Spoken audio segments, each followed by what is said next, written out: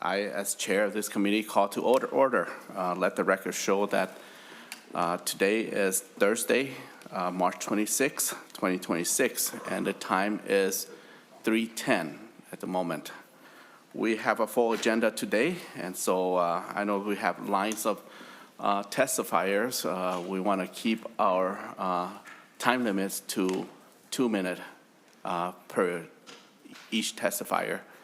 And I'm going to control that as tight as I can. I do allow a little leeway, mainly because I'm a slower speaker, and sometimes speaking I have slur and a little challenging, so I do understand that. But for those who are expert in speaking, I'm going to be very, very firm.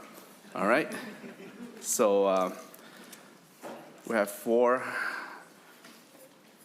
bills today, and now we do have quorum.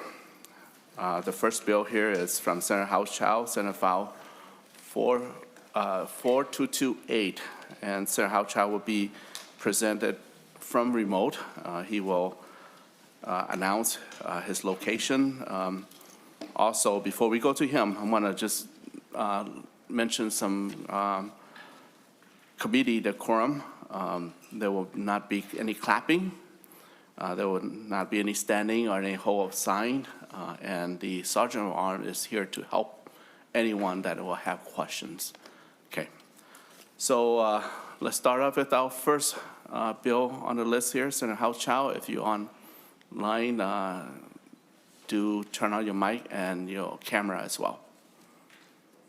Thank you, Chair Herr and members. Appreciate the flexibility. I'm coming to you from Hermantown, Minnesota, virtually. Today I have for your consideration Senate File 4228, the acquisition provisions, better known as the Lands Bill. Lori Klein, a lands attorney with the Department of Natural Resources, is here today and can speak to the specific provisions in the bill as needed. And I do have 4 amendments. So we could either have Lori go through the bill first, Mr. Chair, or I could bring forward amendments. I'd imagine you'll want to hear from her first. Okay, let's hear from the testifier first, and then after that, we can just go through the sequence of your amendments. Welcome, Lori, and state your name again for the record. I am Lori Klein, attorney for the DNR Division of Lands and Minerals.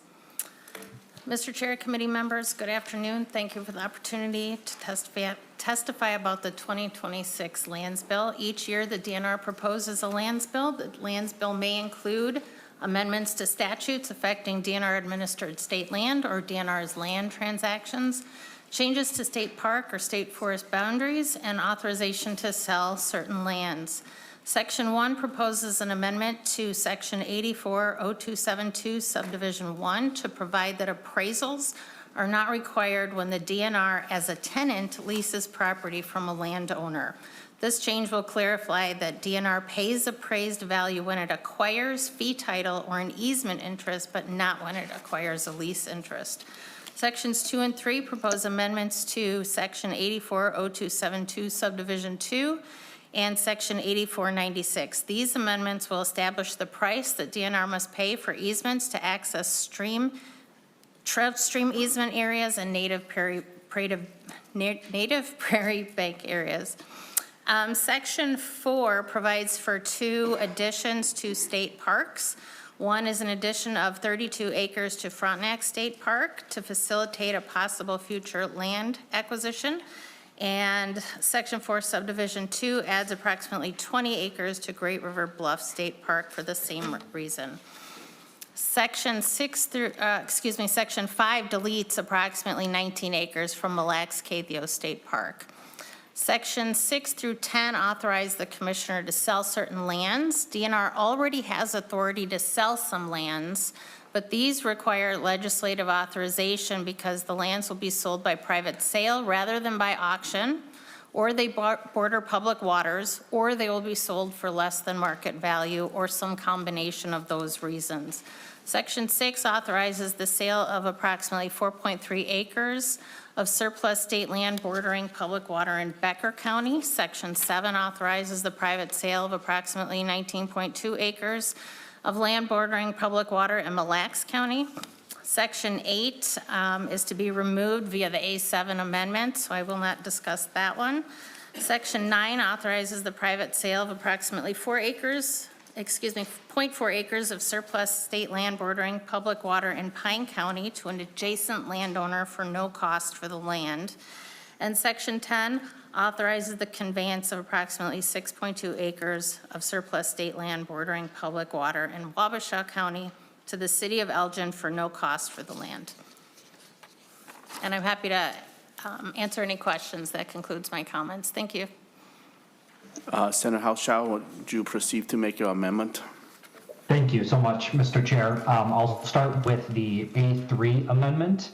This was brought to me by St. Louis County and includes two sections that were prepared and requested on their behalf. Mr. Jason Meyer, the Director of Lands and Minerals with St. Louis County, is available online for questions and to say anything about that particular amendment as needed. Okay. Members, all the amendments are in your package, and so if not, we can ask the page to pass it to you. Any question on the amendment? And if not, we're going to move on to, we're going to motion to adopt this amendment and then move on to the next amendment, and then after that, we can continue having discussion on the bill as it is. Okay, all in favor of A2 amendment, say aye. Aye. Aye. Okay, oppose? Okay, motion prevail. Okay, Senator Hauschild, back to you on another amendment. Thank you, Mr. Chair. And just to clarify, that was the A3 amendment, the one we just voted on. Yes, that is, okay. Let's motion again. Okay. So Hauschild move that we adopt the A3 amendment. All in favor, say aye. Aye. Oppose? Okay, motion prevail on A3. Now to the A2. Do you have the A2 amendment, Senator Hauschild? Yes, Mr. Chair. The A2 amendment, this is from the Historical Society. It's regarding the Lower Sioux Agency Historic Site and the Marine on St. Croix Historical Site. David Kell here from the Minnesota Historical Society is here to address the amendment. I believe he's in the room. Okay, welcome. And while he's making his way up there, I forgot to mention that we're gonna have a hard stop at 5 as that's our usual 2-hour committee slot. Okay, welcome, Mr. Kelleher. Go ahead with your presentation. Thank you, Mr. Chair, members of the committee. I'm David Kelleher from the Minnesota Historical Society. Mr. Chair, the A2 amendment contains two transfers, the first one, which will become Section 10 of the bill, as Senator Hauschild mentioned, is in Redwood County, and really that's a continuation of a transfer that was authorized by the legislature in 2024. There was a part of that parcel that did not have the legal description included in the 2024 bill. So what's in the A2 amendment is that on line 1.11 is the legal description of a parcel that we meant to include and thought was included, but was not included. So to correct that action in 2024, that's the first part. The second part on the A2 on line 1.21, which will become section 12, in Washington County, that's the Marine Mill Historic Site. The city of Marine on St. Croix asked us to consider transferring 1/4 of an acre so that they could build a community building on that site. That is a site that's rich with archaeological resources, and we did some investigations and found a portion of that site that would not be disturbed by the construction of a building. So the new section 12 is for that transfer of about 1/4 acre to the city of Marine on St. Croix. And with that, happy to answer any questions you might have. Any question or discussion from members? Also, is there an additional testifier on this amendment, Senator Hauschild? Not that I'm aware of, Mr. Chair. Okay, all right. All in favor of the A2 amendment, say aye. Aye. Aye. Oppose? Okay, motion prevail. Thank you. Okay, Next is the A6 amendment. Thank you, Mr. Chair. The A6 amendment is a result of ongoing collaboration between Itasca County and the DNR. This concept originated last year in a Senate file, and I really appreciate the county and the DNR continuing to work together to develop a framework for this pilot program.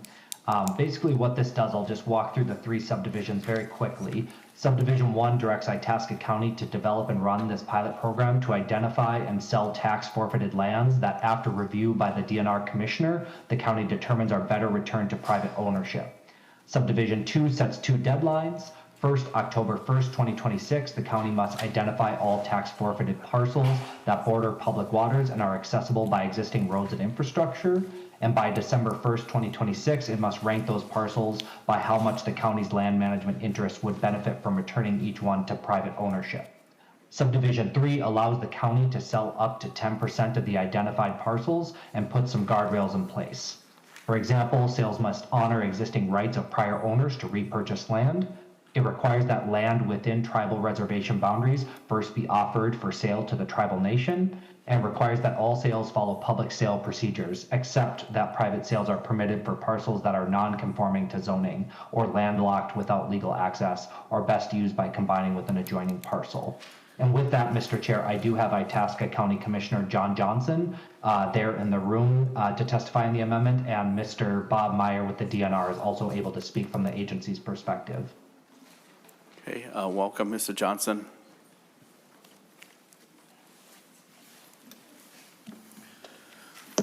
Please you, state your Mr. name for Chair. the record. My name is John Johnson. I'm an Itasca County Commissioner. I represent District 3 of Itasca County. As Senator Hauschild stated, Mr. Chair, approximately a year ago, Senate File 2381 was offered and it was a basic concept of the amendment today. Since then, I have engaged in multiple stakeholder and resident meetings to get feedback from some of our county residents relative to this concept of the pilot program. But more importantly, Mr. Chair, I have had ongoing dialogue with the Department of Natural Resources, and we've entered into a collaborative agreement on how we can move forward with this. So it's my hope today that the committee will support Amendment 6. Okay, we also have Assistant Commissioner of DNR, Bob Meyer, online to speak on the amendment number 6. Thank you, Mr. Chair and members. For the record, Bob Meyer, Department of Natural Resources. Excuse me. Mr. Johnson is absolutely right. We have been in great conversations about this proposal for some time now. When we first learned about it last year, it was quite alarming in the beginning, but once we had a conversation and understood exactly what the county's trying to do, it makes perfect sense. I kind of view it as a reinvest in shoreland or in shoreland property, again, where you have a lot that has been gone tax forfeit. There used to be a cabin. There's a road that goes right by. There's power, sometimes sewer or a septic system. Those properties should be put back on the tax rolls. But it also provides for a process to review for habitat, aquatic habitat and terrestrial habitat impacts, and also other environmental attributes that these properties are providing. So we look forward to working with the county on this. I will just say this language is in a state of work still. We are trying to minimize the fiscal impact of the department, but also make sure that we're providing a valuable asset to the county in this review as well. So you may see a little bit different changes as this moves forward, but the concept, as the commissioner said, is one that we're interested in working with them on. Thank you. Thank you very much. I think we also have another person online, Richard Libby, that will be speaking on the amendment A6. Richard, are you there? Go ahead, turn on your camera and microphone.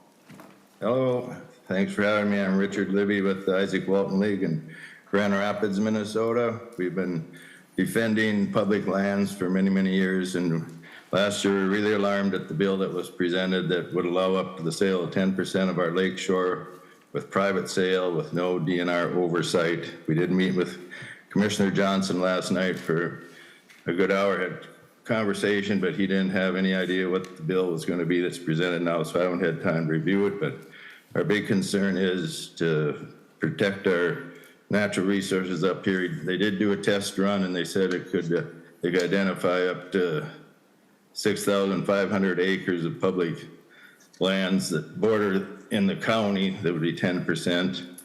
And we're just concerned about, is there going to be public oversight? Is this going to be by private sale? I'm glad Bob Moore and the DNR is involved in this, but it's an ongoing thing, so I don't know exactly where we should go from here. Also, there's the potential to sell 3,000 acres of property up here due to a no net loss policy that the county instigated a few years ago. It used to be that it was no net loss, and it's no net gain now. And we're also under stress from school trust land selling lakeshore, so we want to minimize the amount of lakeshore sold. Sounds like the bill might involve citizens. That would be good, but we're mainly, the lifeblood of the Northland is our public lands, and the thing that drove this bill to begin with was to try to balance the county budget. And I don't think we should, lose all our public lands. Once they're sold, they're gone forever, and this is state land, and it belongs to everybody, and that's the lifeblood of our country up here for recreation, for aesthetics and so forth. So thanks for having me, and I hope you try to protect our natural resources and keep the land and public ownership as much as you can. Thank you. Thank you very much, Mr. Libby. Any discussion on the A6 amendment? Senator Green. Thank you, Mr. Chair. I have a couple of questions for Mr. Libby, if he's still online. I'm here. First is just a comment, Mr. Libby. As I understand it, this is private land that went tax forfeit because the people couldn't afford the property taxes on it, or maybe they passed away and it went back. So it is private land, or it was private land, and we'd be reverting back to that. But I know you're from the Isaac Walton League, but do you live in Itasca County, Mr. Libby? Yeah, I've lived here all my life. In fact, it's named the West Libby Grand Rapids and Northern Lakes chapter. It's named after my dad that started it in 1935, and it's been in existence since then. We've got DNR wildlife manager, regional manager on our board, the retired forester and real estate dealer from Itasca County, a game warden, grouse society member. So we're active in trying to protect the public land as much as we can, but we weren't aware of this new bill until yesterday. So we haven't had time to really look into it. Mr. Johnson explained it somewhat last night, but even then it wasn't finalized, and I don't believe it's finalized now. Mr. Chair, so thank you for that, Mr. Libby. So do you happen to live on a lake? Yep, I live on a lake. In fact, I've been the president of the Kegma Lake Association for 12 years in the past. I've been on the board for 30 years, and we've worked with the county and the state to preserve 3 of the largest islands on the lake through fundraising, all this, and this I see as a step backwards. If it's developable land, like say on the road, but we need to have oversight by private individuals or groups like us or the DNR, and private sales should always be checked out by the DNR. Mr. Chair, just one last comment. So, Mr. Libby, it sounds like you've got land, lakeshore land in Itasca County, and you are obviously a responsible landowner, and yet you want to prevent other people from owning land there. And Itasca County is very heavily state land right now. And what this is doing is not taking land away from the state. It's putting private land back into private hands. And so I don't see what the big issue is here. I think this is a really good amendment, and I encourage a yes vote. Can I reply to that? It went tax forfeit some of these parcels back in the 40s, and it's been the state has the title to it, and it's managed by the counties. And right now the county can sell it as they please, and we change county commissioners every couple of years.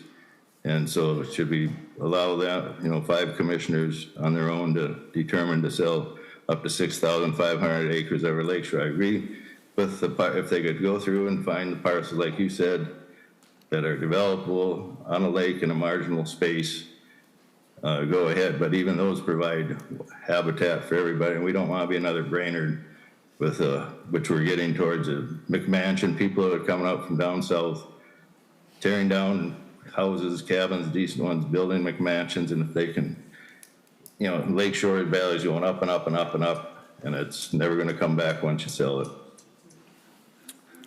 Thank you. Any further discussion? Mr. Chair, I just have to respond to that, and I will be quick. But, Go ahead, Senator Green. Thank you, Mr. Chair. Once again, you know, Mr. Libby, I've seen this in the past. I don't know you, but the county commissioners in Itasca County are elected by the people, and they're elected to make those decisions.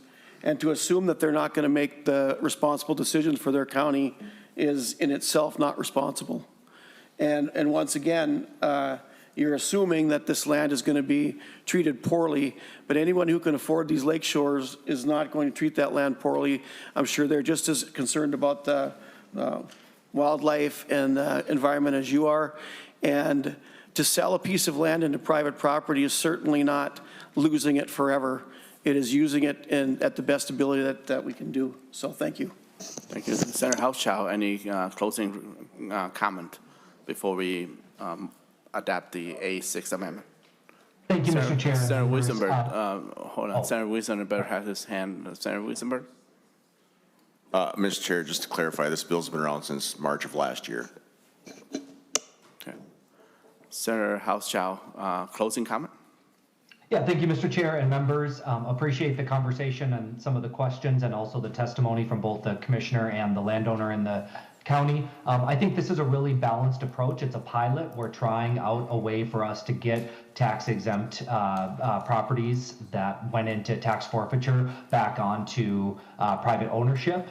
This is something that we are always balancing in northern Minnesota with the amount of public lands we have. And so I just really appreciate us trying this out and seeing how it goes. I think we've put in some really strong and good guardrails, and I appreciate the county and the leadership of Commissioner Johnson working with the DNR on a proposal for how we can make this work. Thank you so much.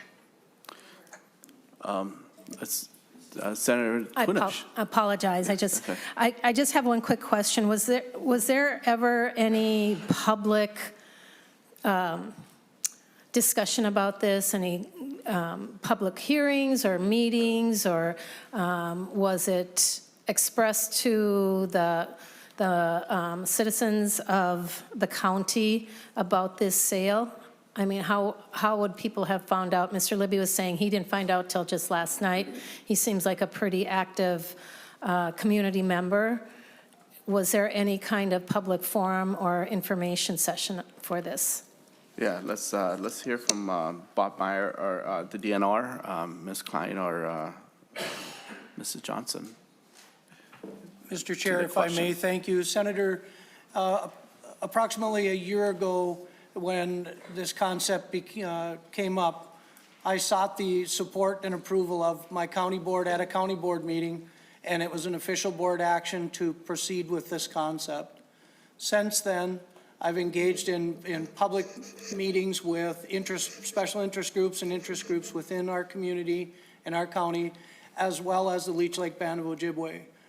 In fact, I just met with Executive Director Gordon Fine-Day yesterday to further discuss the tribal inclusion in the amendment to ensure that if there are any tribal lands identified, they get first right of refusal on those properties before they would be auctioned for private sale.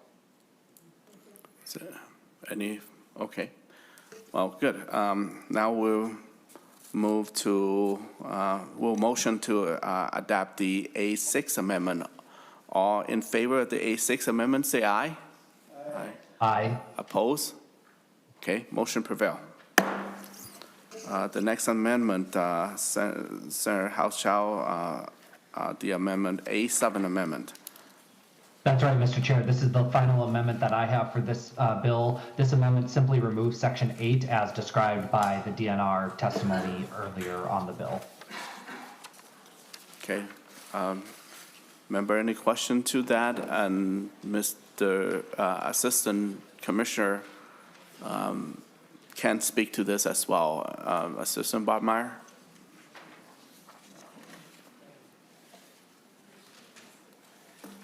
Sorry, Mr. Chair.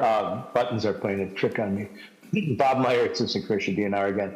This is language that we included in the bill. Some issues have come up with this section. We're asking to remove it from the bill while we continue working with the landowner. Okay, any discussion? With no discussion, Senator Hauschild move that we adopt the A7 amendment. All in favor, say aye.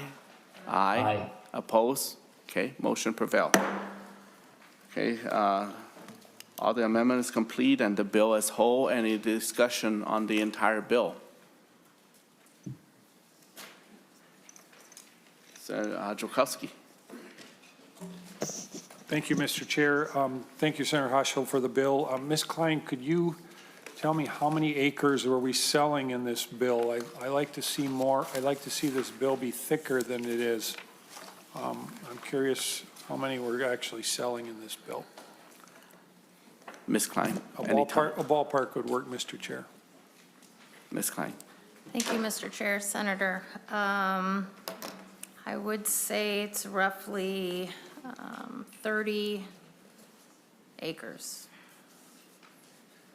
Senator Jokowski. So, Mr. Chair, members, the public watching, we've got bills that sell land. One bill that sells land, that's this one.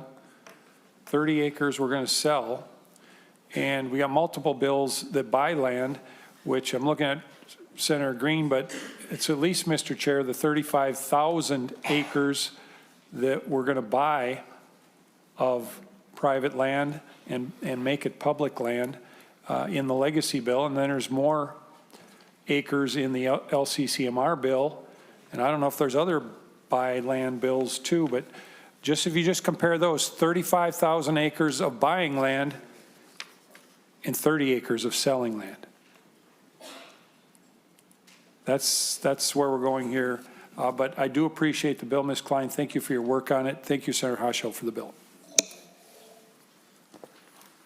Okay, any further discussion on the entire bill? Senator Hauschild, closing remark on the entire bill? Senate file. Thank you, Mr. Chair. To save time, I appreciate the consideration and the discussion on the lands bill, as always. Okay. This bill, Senator Hauschild moved that the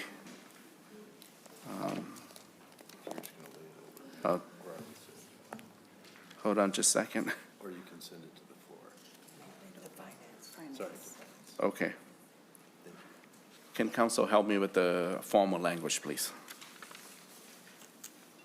With Senator Hauschild's motion. Mr. Chair, members, I think the motion would be that Senate File 4228 as amended be recommended to pass and re-referred to the Committee on Finance. Okay, all in favor of that, say aye. Aye. Opposed? Aye. Okay, motion prevail. Thank you, Senator Hauschild.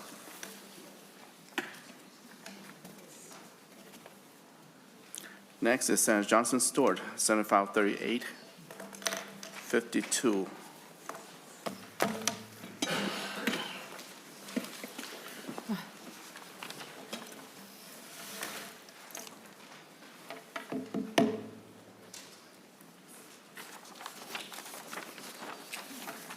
Okay, and Senator Johnson Stewart, do you I have have an amendment, amendment? Senator, Okay, Mr. you want to move to adapt the amendment first, or? Yes, I Okay. move to adapt the A3, which you should have a copy of. Everybody should have a copy of. Okay, everybody have the A3 amendment? Okay. Okay, all in favor of the A3 amendment, say aye. Aye. Opposed? Okay, motion prevailed. Okay, to the bill, Senator Ann Johnson Stewart. Thank you, Mr. Chair, and thank you, members. I'm really proud of this bill. I think it's important for every one of us in Minnesota, and I'm a little shocked that I'm the only author on it. So I encourage everybody to listen with an open ear, because I think this is a really important issue that's coming down the road for many of our communities. This bill responds to a problematic trend in Minnesota, one in which large industrial users of Minnesota's groundwater often use municipal water supply to meet their water demand rather than apply for their own permit to pump.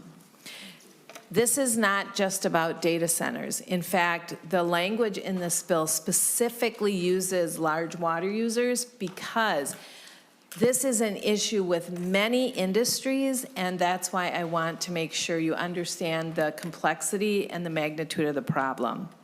To give one example, and perhaps you've heard of this, a data center proposal in Farmington could use 900 million gallons of water per year, and plans to get their own or their water permit through the city's permit rather than have their own. There's also a situation that was very similar, and we have a testifier today wherein a water bottling company moved into one of our local cities, and the impacts to the aquifer are significant.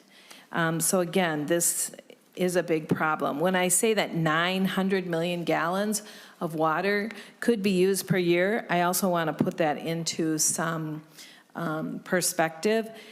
This bill defines large water users as a industry that would use, or a company, business that would use 100 million gallons a year.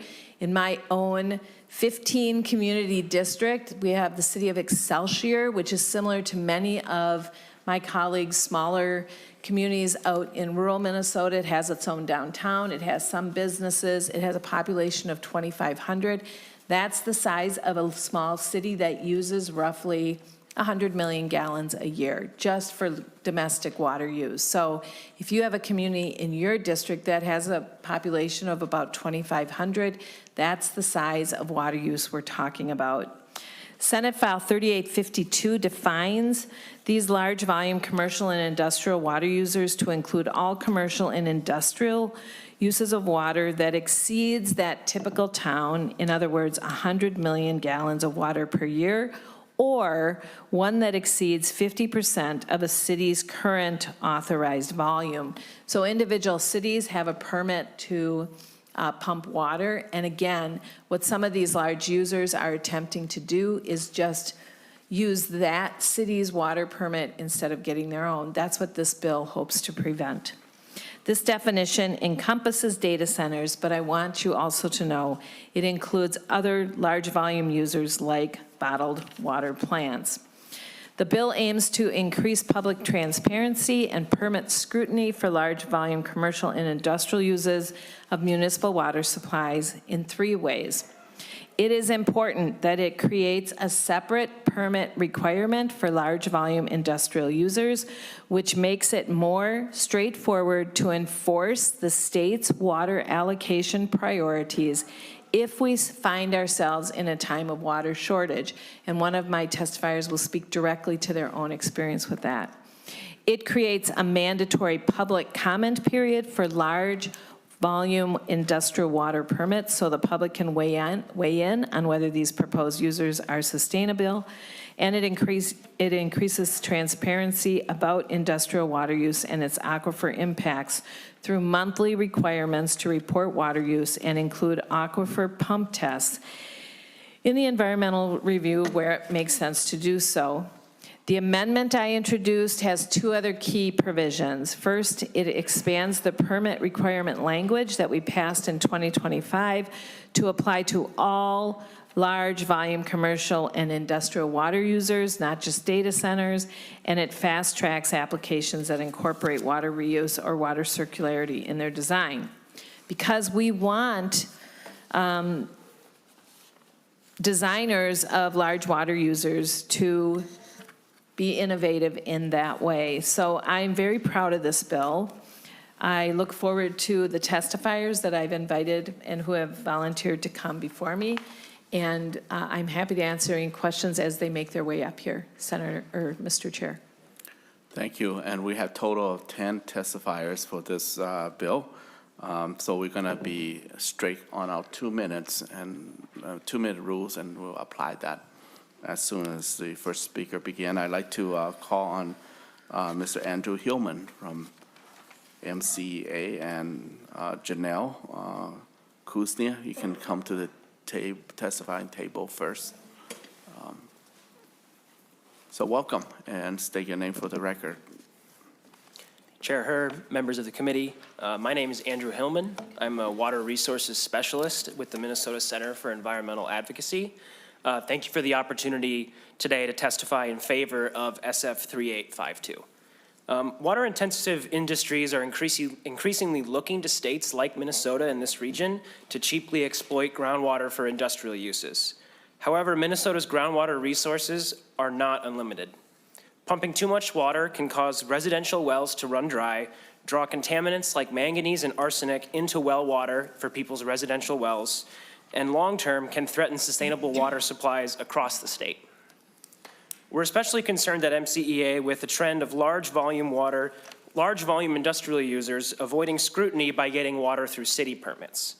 For example, there are several data centers proposed in Dakota County that would more than double a city's current water use. In Elko New Market, for example, a bottled water plant has already amended the city's permit once to accommodate its water demand and has plans to do so again as they increase their operations. This bill provides 3 common sense measures to increase scrutiny for these large volume industrial users.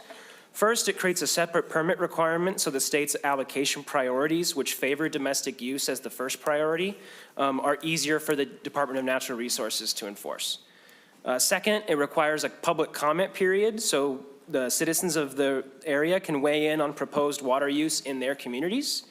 And 3, it requires large industrial users to report their monthly water use to the DNR and to include any aquifer pump tests that the DNR chooses to require as part of the environmental review process.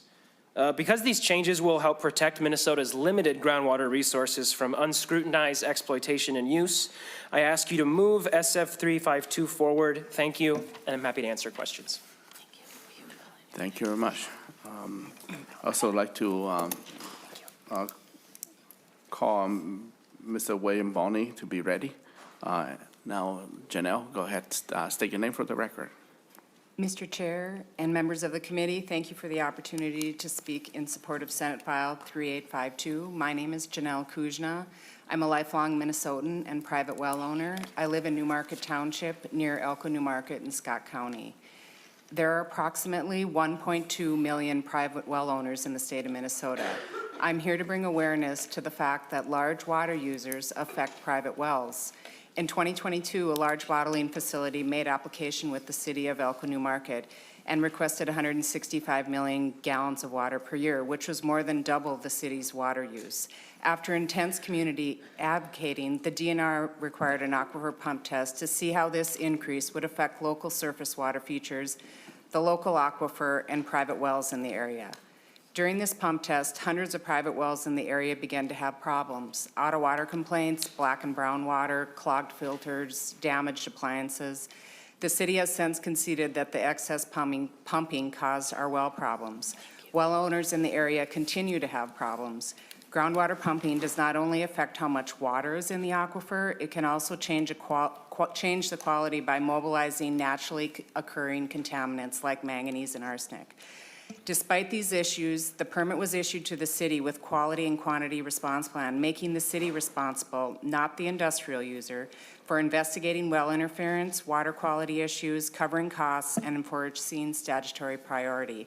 This places small local governments in the position to enforce state water priority laws and assumes legal and financial risks for industrial use. Minnesota is clear about water priority. Domestic use has the first priority, while industrial use falls near the bottom. The intent is simple. People's drinking water should come before industrial use. In our case, a large water bottling moved into the urban fringe, more than doubling the local municipality's pumping, and as a result, local private well owners have severe water quality issues, causing us to no longer be able to drink our private well water, Some well owners have spent thousands of dollars on repairs and filtration systems, and some are forced to buy bottled water to solve the problem. We can no longer allow large industrial users to hide behind municipal permits. Ms. I urge Grenier, you if to you- pass if you can Senate File conclude. 3852. Thank you for your time today. Thanks a lot. Perfect. I'd like to call Mr. Jason Meckel to the testifying table, and Mr. Boney, do state your name for the record, and you may present. Thank you, Mr. Chairman, distinguished members. My name is William Bonin. I'm a geologist with Midwest Geological. As you're aware, the Minnesota statutes clearly define priority of water use, with personal use being tops, and then municipal and agricultural being following closely behind. The way the permits are being used today is a deceptive practice that allows lower priority use to be equal to personal, municipal, or agricultural use. This bill closes that loophole, and it makes the lower priority large volume users apply for their own permits to be assessed on their own merit. I think that secures individual rights of use of water, also farms' rights to produce food using that water, and cities' rights to use that water for their citizens. So, as intended by current law. Thank you. All right, next testifier, Mr. Mokil, and state your name for the record, or pronounce it the right way as it seems. Go ahead. Mr. Chair and members, for the record, Jason Meckel, I'm the Assistant Division Director for Ecological and Water Resources at the DNR. I know we have a short amount of time, so I'm just going to be very succinct and get to the point. Just to speak to a few provisions in the bill, there is a fiscal note that we had prepared. The separation of a permit, so for an industrial user to get their own permit, but still get the water from a municipality is going to require some reprogramming and some adjustments to our permit program. We're not currently set up to have a sub-permittee. So we just wanted to make sure folks were aware of that. The public comment period as it's currently drafted presents some challenges because this is asking us to notify and receive public comment on a geographic basis. We don't currently have a mechanism to do that. We have a Gov delivery service that can go to anybody that subscribes, but we don't have a way to target a notice to a watershed boundary or then receive the comments and then process those comments. So that's also in the fiscal note. The last thing that I wanted to comment on is the intended incentives, and I understand and appreciate what that is meant to do. However, we have a large permit backlog, and moving some of these permits to jump the line presents some challenges for us. I also would hope that as the bill moves forward, we'd be able to provide some clarity, because as it's written, all they'd have to do is have some reuse. It might be 5% or it might be 95%, but if it's 5% and that moves it up to the front of the line, I'm not sure what we've accomplished there. But we're happy to continue to work with the author as the bill moves forward. Thank you. Thank you. Thank you very much. Next testifier is Mr. Moley from the Minnesota Chamber of Commerce. Also, I want to ask Mr. Burt, Jim Burt, to come forward as well. Go ahead. Chair Hurd, members of the committee, my name is Andrew Morley, and I work for the Minnesota Chamber of Commerce, a statewide trade association representing more than 6,300 businesses and 500,000 employees across the state. Thank you to the committee and Senator Johnson Stewart for the chance to testify today in opposition to the DE amendment to SF 3852, which creates a new permitting requirement for certain water users, among other provisions. One provision requires a project to give notice to every municipality in its same U.S. Geological Survey unit code. That means a project near the Twin Cities would have to notify every municipality through the Upper Mississippi region, which includes neighboring states, but also towns in Missouri and southern Illinois, more than 600 miles away. This would be a massive undertaking for the DNR, consuming significant full-time employee hours and financial resources. It would make compliance for the agency next to impossible and make litigation a certainty. Just 9 months ago, the legislature approved a set of statutes governing data center permitting, taxation, and more. In that new law, the DNR has the authority to request pre-application information from data centers, including water use plans, sources, temperatures, and averages, among other items. And most relevant to this discussion, under Statute 103G271, the legislature directs the DNR to require applicants conduct aquifer tests to protect the public health, safety, and welfare.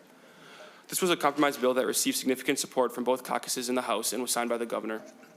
Before creating duplicative or unnecessary compliance requirements for the project proposers and the DNR, we believe the newly passed protections should be followed first. Thank you. Thank you very much. Next, I also want to invite Mo Fushimi to come to the testify table, and Mr. Berg, go ahead with your testimony. Mr. Chair, members of the committee, my name is Jim Berg. I'm a hydrogeologist. As a 37-year veteran of investigating, mapping, and monitoring groundwater as a hydrogeologist, I've lived through a few cycles of water supply anguish caused by too much rain, too little rain, or the appearance of new water-intensive industries. Today, the challenge is hyperscale data centers and their needs to consume enormous amounts of groundwater for cooling. 30 years ago, I began my career as a DNR hydrogeologist. I learned some very encouraging things about my home state.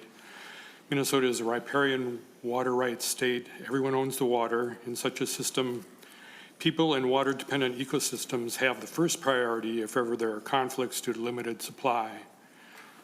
Irrigation, power production, and industrial commercial categories are all subordinate uses. To me, these two concepts form a kind of groundwater Bill of Rights. I was proud to present those ideas to audiences whenever appropriate in my many groundwater investigation presentations that I made over the years. Recently, I've become concerned about the hyperscale data centers and the shell games that some of the world's largest and richest companies are playing to access vast amounts of water to cool their computers. Last year at a local groundwater conference, I listened with great disappointment to a story from a citizen group about a hyperscale data center in Farmington that was hiding its purpose in permit applications and was planning to use huge amounts of groundwater from the city. My first thought was, if permitted, this would stomp all over the water use priority system that was one of the key features of what I consider to be the Minnesota Groundwater Bill of Rights. SF 3852 would create transparency by requiring the large volume users to get their own permit and prevent hiding behind the municipal permit. This bill will restore the integrity of the water use priority system and help prevent overuse and improper use of Minnesota groundwater resources. Thank you. Thank you. Thank you very much. I also want to invite Mr. Peter Wilginnis to come to the testimony table once the seat is open. So next is Mr. Fushimi. Welcome. Hello, thank you, Mr. Chair, members of the committee. My name is Mo Fushimi, and my professional background is in telecommunication and data center network design for Fortune 500 companies, some of them here in Minnesota. I'm here to share my personal experience in support of SF 3852. I live in the proximity of the mentioned hyperscale data center in Farmington, right in the middle of residential neighborhoods. When fully operational, it can demand more water than the city of 22,000 uses on an average day. This intense water demand will happen in summer when the city restricts citizens' water use but permits the data center to operate at its maximum capacity water demand. 2 months after DNR warned the city of Farmington about the significant water demand of the data center, Farmington signed a contract that guarantees the developer up to 2.93 million gallons of water per day, subjugating Farmington citizens to this significant amount of water. That this contract, prior to DNR's evaluation and approval, is fiscally irresponsible. This contract protects the developer, not the citizens, the same citizens that Farmington leaders took an oath of office to protect and to serve. Cities supplying the data centers out of their own domestic water can also circumvent Minnesota's water prioritization statute in case of water scarcity. This could allow data centers to jump the line in front of, which they're a priority 5, to jump the line to priority 1, well ahead of small businesses and our struggling farmers. I get it that Minnesota is supposed to be a new business-friendly state, but these new data centers should not drain our natural resources without state oversight and regulation and protection. Please approve SF 3852 so that other cities don't suffer like Farmington. I'll be happy to answer any questions you may have. Thank you. And for those who have already testified, do stay on in case member have any question for you. I'm going to call Jenna Van Den Boom to the testifying. She's on remote, so be ready. Next will be Mr. Wigenius. Thank you, Mr. Chair. I'm Peter Wigenius, Legislative Director at Sierra Club North Star Chapter. Thank you to Senator Johnson Stewart for offering Senate File 3852. Why is Minnesota such an attractive place for big tech to locate hyperscale data centers? The first reason is obviously the subsidies the state provides for Minnesota taxpayers, but the second reason is likely our waters. Using our waters to cool their hyperscale data centers can save big tech owners huge expenses compared to air cooling with electricity. The owners want massive amounts of drinking quality water because it's the cheapest way to cool. Others have already noted that a separate DNR permit is needed to ensure residential customers remain the priority. But that's not the only reason. The expert staff at DNR need to be involved, even if the people they answer to aren't certain that is needed, because cities are not equipped to deal with big tech behemoths. And cities are not charged with protecting aquifers, DNR is. Our water resources do not follow municipal boundaries. A broader perspective and the expertise that comes with it are necessary. Furthermore, we have an incentive problem. Cities are going to look at data centers as a way to raise revenue. But the gap between the size of a big tech owner of a hyperscale data center and a municipality in Minnesota can hardly be overstated. It is a chasm. That small municipality could sell water at many times the rate they charge to residential customers, and the city could feel like that's a great deal for them. But it would still be a small cost to the hyperscaler compared to the cost of cooling without our water. That is why it is virtually impossible to create an effective financial incentive for water conservation through the water bill. Consumption of drinking water needs to be directly regulated to protect our water resources for future generations. This must be the DNR's responsibility, and thanks again to Senator Johnson Stewart for offering this bill, which is both responsible and necessary. Okay, thank you. We'll go to our remote testifier. We have two. First testifier is from Stop the Monticello Data Center Group. Ms. Van Den Boom, are you online? Yes, I'm here. Okay, state your I'm name. not sure why my video's not working. We see you just fine. Okay, sorry. Now it's off, but We did see you. right there. you are. Yeah. Oh, okay. I don't know what's going on, I'm sorry. Hello, my name is Jenna Van Den Boom, and I'm from Monticello, Minnesota. Thank you for allowing me the time to testify today. I'm here on behalf of the Stop the Monticello Data Centers Group. Our group consists of over 1,400 members and continues to grow daily. The goal of our group is to put a pause on hyperscale data centers in Minnesota until regulations to provide the necessary protections for building something as impactful as hyperscale data centers are implemented. The previous laws passed do not provide adequate protections for the people or the environment. I'm here today to speak in support of SF 3852. This legislation is important to me because the hyperscale data center boom in Minnesota, and specifically Monticello, pose additional threats to the Mississippi River, now labeled as the most endangered river in the U.S., and our local aquifers. We currently have 2 hyperscale data center proposals for Monticello, one of which is a 3 million square foot hyperscale data center on 550 acres of what is currently mainly farmland. If this proposed hyperscale data center goes through, it would roughly double the amount of water currently being pulled from the aquifer. That's not taking into account the amount of indirect water used or the second proposed hyperscale data center. We currently have people in Monticello that already don't have access to clean drinking water from their tap, high levels of manganese in our water, and aquifers that are already vulnerable as the tritium and oil leaks from the Monticello nuclear plant have already displayed.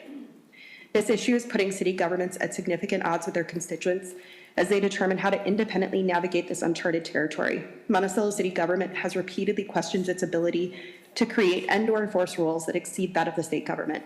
I understand the concept of wanting cities to maintain the autonomy to act independent of stringent government oversight, but that being said, we have cities from all over the state represented here, and the decisions made here pose significant ramifications for all Minnesotans. It's important to note that if left in city government hands alone, when all these hyperscale data centers get approved, the scale of ramifications will be felt not just across our state, but throughout our entire country.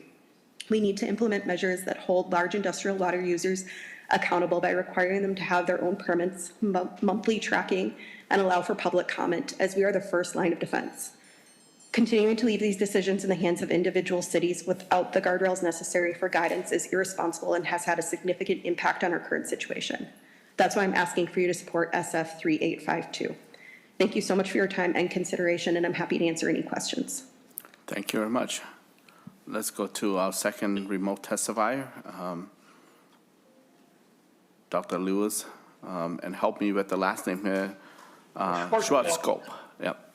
So go ahead, state your name for the record. Louis Schwarzkopf, and thank you, Mr. Chair. I'm a retired physics professor from Minnesota State Mankato and a volunteer with Isaiah, and I'm testifying in favor of Senate File 3852. I want to tell you North Mankato's experiences with the hyperscale data center developer. North Mankato is entirely dependent on the Mount Simon aquifer for its drinking water. The Mount Simon, as you know, is protected by state law and can be used only for domestic purposes and not for commercial, industrial, or agricultural uses. In 2023, a developer approached North Mankato city staff with a proposal for a hyperscale data center. City staff signed a non-disclosure agreement, so the development proceeded in secrecy. Then in April of 2025, the city posted the required environmental review of the proposed data center on their website for public comment. The draft AUAR, that's what it was, stated that the development, which it called a technology park, would get its water from the city water system using the city's permit, thereby circumventing the restriction on industrial water use. North Mankato's water appropriation from the Mount Simon is 570 million gallons a year. In 2023, the city used 533 million gallons. Water use of the proposed data center was estimated from data in the draft AUAR to be 450 million gallons a year for a water-cooled system and 180 million gallons a year for a non-water-cooled system, clearly exceeding North Mankato's appropriation. The city lobbied the legislature last year to amend the Groundwater Protection Act to give them the water they needed, but were unsuccessful. My point is this. This bill, by requiring a separate permit for data centers, will help to protect North Mankato and other small cities from data center developments that approach them, and it will help protect the aquifer as well, and I encourage the committee to support it. There's more information in my written testimony, and I'd be happy to answer your questions. Thank you very much. Thank you very much.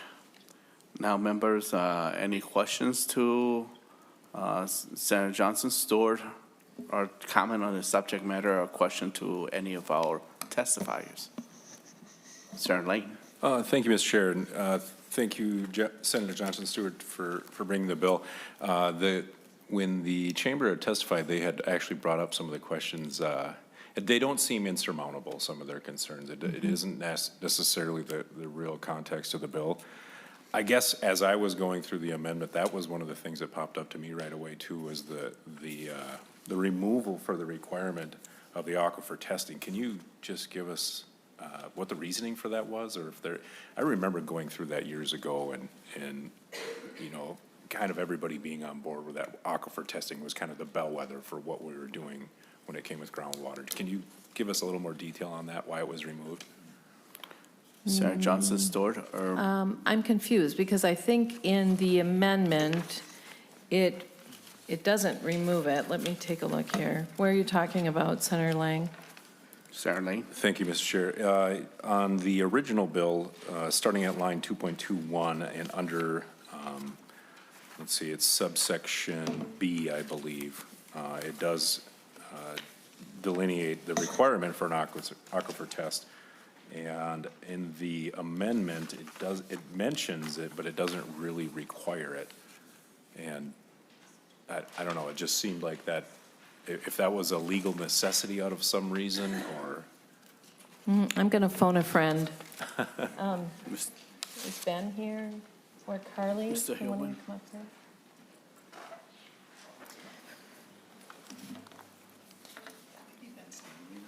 Ben Stanley? Mr. Stanley?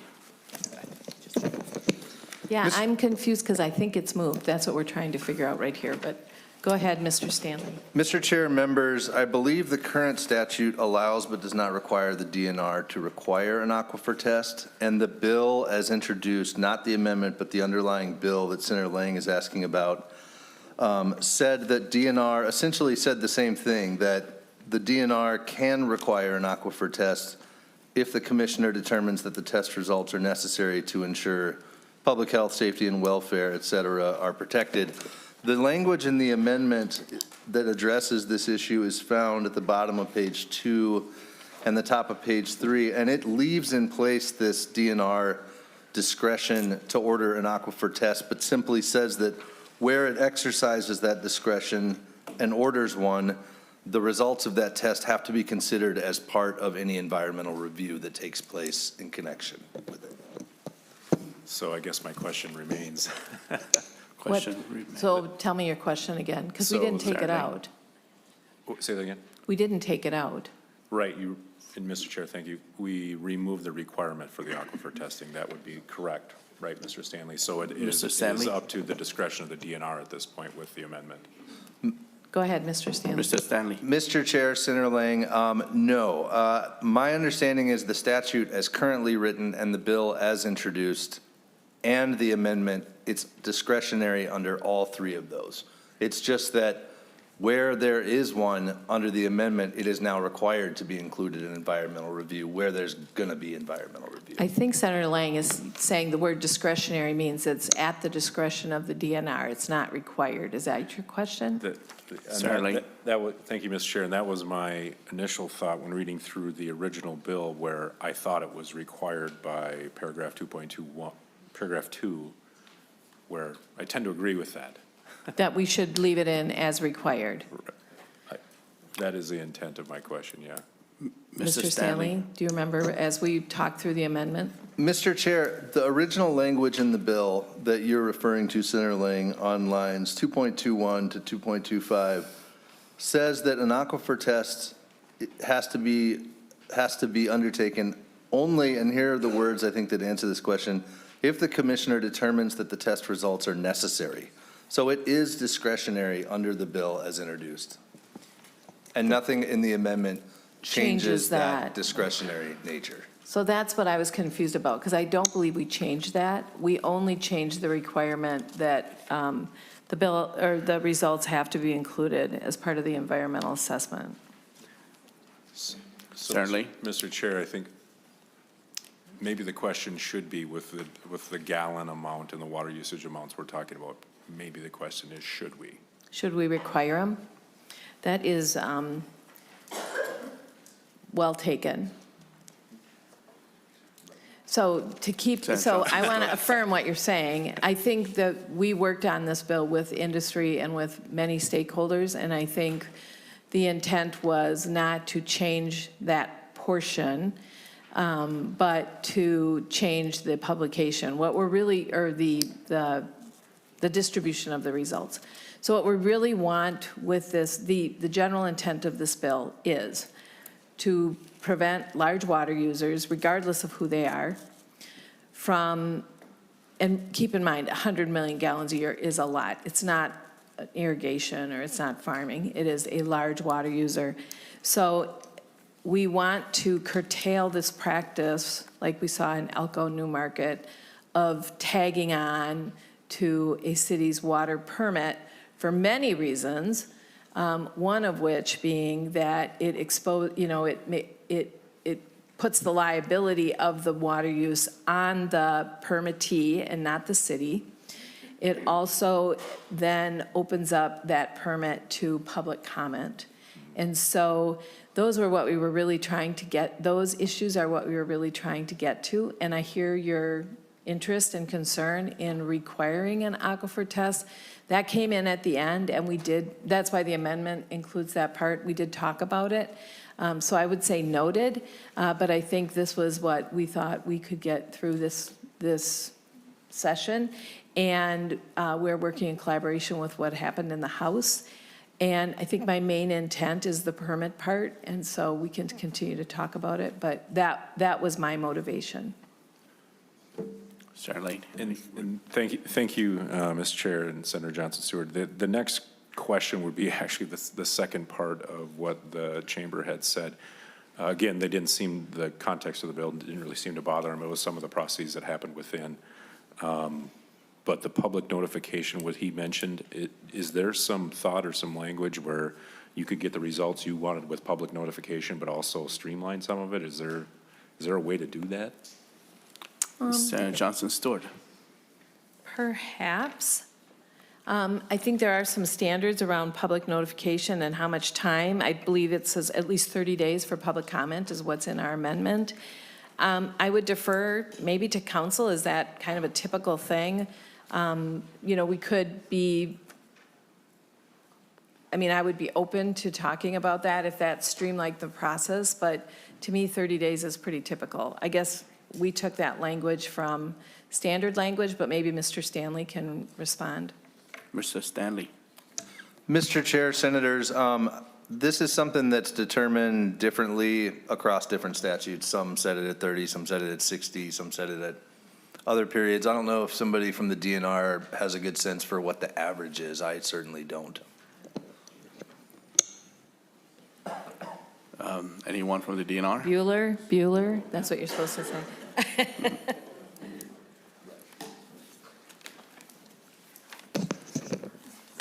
Or, yeah. Mr. Chair and Go members, ahead for the from the record, DNR. Jason Meckel, Assistant Director, Ecological and Water Resources at the DNR. My colleagues and I all looked at each other, and we think 30 is pretty standard. Sorry. Any other questions? Senator Green. Thank you, Mr. Chair. Listening to the testimony of both the chamber and the DNR, so you can stay there for a minute if you would. It doesn't sound like they're anywhere near being able to implement this. Did you discuss this with them at all on the permits, and what was the result of that? Senator Johnson Stewart. Thank you, Mr. Chair, and thank you, Senator Green, for allowing me to say out loud and proudly that we have a fiscal note on this bill. And some of the challenges, I think you heard Mr. Meckel talk about some of the challenges with the permitting. Did you say that? Did you talk about that? Yeah. Some of the permitting constraints and what they'd have to do in order to create this sub-permittee process. So we did talk about it. I think we have heard, regardless of the committee we sit in, some of the challenges that some of the software and programs being used by our state and our counties are being subjected to right now. But we don't have a solution for it, but we did get a revenue note, and we would look to work with the DNR. I think, for me, this is an important enough issue that we need to work through it, and I trust that the feedback they gave us for the revenue note was thoughtful. That's my answer.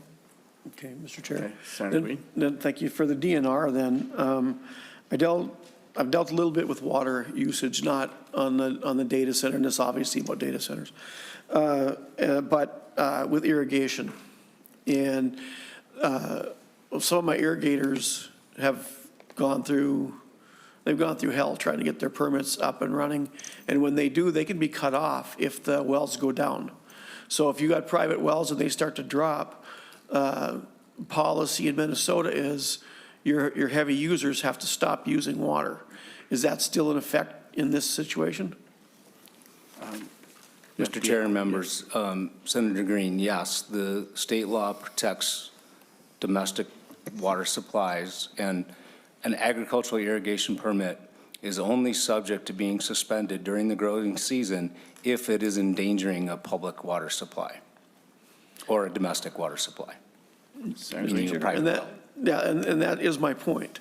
So there is protections there right now.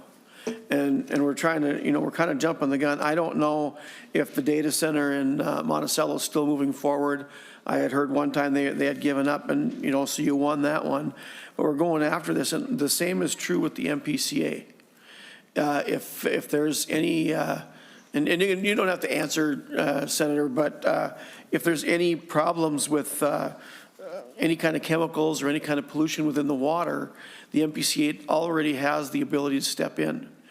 And so one of the questions that I have when you do this statewide, and I'll go back to the irrigators on a smaller scale because that's what I dealt with, there was concern that one farming group was using 7 million gallons of water to irrigate. But the aquifer itself was over 1 trillion gallons. And so the 7 million gallons didn't really affect the aquifer. And so, we're talking about a set amount here. And I'm not going to tell you that I'm for or against the data centers. I don't have a dog in that fight. But I do worry when we do blanket stuff across the state, because that affects my area a great deal. Maybe not in this area, but a lot. And I would rather see it be done on a area by area scale. And then I'm going to stick up a little bit for the city councils here. Even though you may have some problems with them, they are elected by the people. And if there's a problem, then they can deal with that. So I'm not comfortable with the bill for a couple of reasons. One, the agencies obviously are not ready for it, and not taking into consideration the amount of water in any given area seems to be a little overbearing. Mr. Chair? Senator Johnson Stewart. I think this bill is very well thought out and very important, regardless of which corner of the state you live in. We specifically remove the word data centers. I think data centers has been at the top of our newspaper headlines for a while. But really, when I started thinking about this issue was when Elko New Market, the city council, and if I say anything incorrectly, I would welcome a correction, but the city council approved a sub-permit on their own water permit. They didn't require the Niagara Water Bottling Company to get their own permit, okay? And they use a lot of water. So 100 million gallons is a significant amount of water, 100 million gallons a year. So what happened in New Market was the city council said, yay, this was, they approved the water bottling plant to hook into their city water supply without their own permit. And what happened, as you will see, because aquifers are finite, is all around the watering plant, farmers, people who wanted to irrigate, people who wanted to just drink the water from their tap, their aquifer ran dry.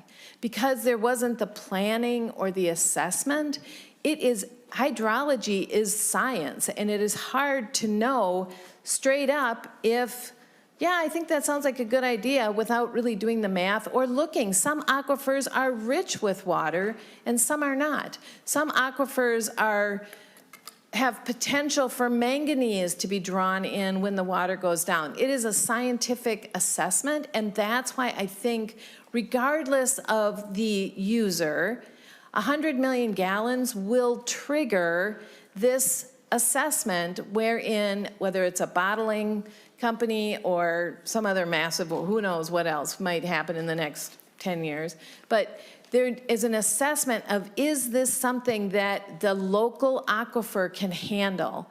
So this, to me, is not just about data centers. You guys know I'm fighting for the data centers and helping to make Minnesota, much to some of my colleagues' chagrin, but I think this is an important issue regardless of who we're talking about.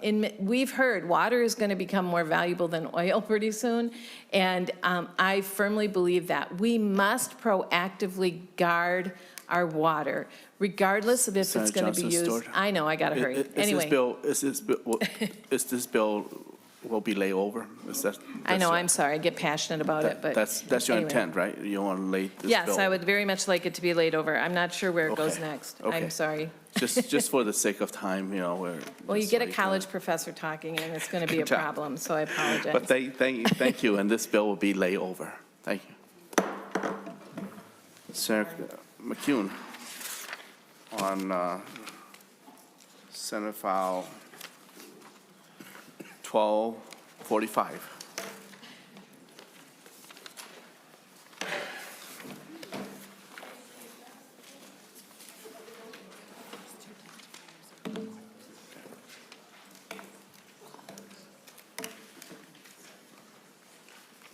Senator McEwen, welcome to the community that you are vice chair of. And so to your bill, Senator McEwen, and we do have testifier, a long list of testifiers, so our 2-minute time limit kicks in. Right away. Very good. Thank you very much, Mr. Chair, members. It is my great pleasure today for the opportunity to present Senate File 1245. This bill has been worked on and is supported by a diverse coalition of organizations, from the Backcountry Hunters and Anglers, the North American Grouse Partnership, the Isaac Walton League, to the Cook County Coalition of Lakes Associations, and the Minnesota Indian Affairs Council, and many others who are all listed in the handout in the packets that, that you all have. There's a handout that looks like this. And there's some maps on there as well, some really great information, and a list of the supporting organizations that are part of this coalition. Senate File 1245 would enact trail management practices that would better protect and preserve our current ATV trails, as well as our state's beautiful lakes, streams, and wildlife habitat on the public lands that belong to all Minnesotans. Importantly, the Department of Natural Resources' current trail planning, design, and development guidelines are voluntary and unenforceable. And current practices allow trails to harm our natural ecosystems if modifying the trail would appreciably diminish their value to the users. This bill would provide a buffer between ATV trails and exceptional use waters and require an environmental assessment worksheet to help inform regulatory bodies of any potential negative impacts to habitats and the broader environment as new trails are contemplated and developed.